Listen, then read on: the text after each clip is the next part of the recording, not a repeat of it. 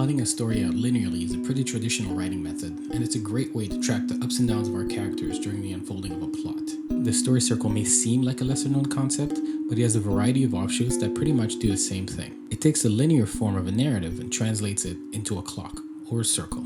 That way, plot cycles and rhythms, setups and payoffs are presented in a circle, like the hours on the clock. You can use these various story cycle techniques to analyze how some of our favorite movies are broken down rather neatly, after rewrites and edit, into the cycle format. So I wanted to challenge myself.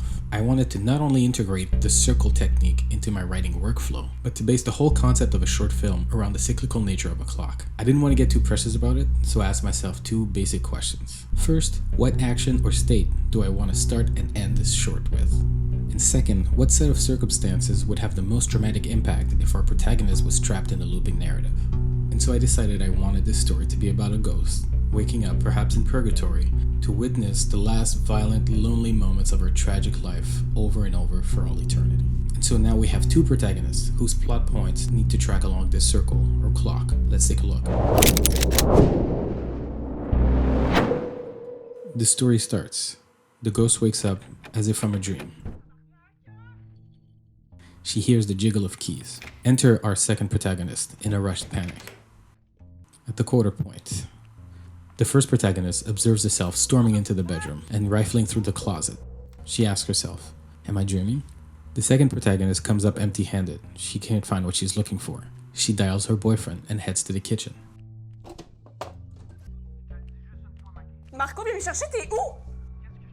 Our second protagonist, armed with a steak knife, heads out of the kitchen and begins a conversation with the boyfriend. Enter the intruder. He comes out of his hiding place. He does not see the protagonist.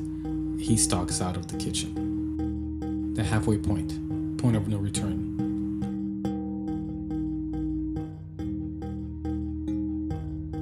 The three-quarter point.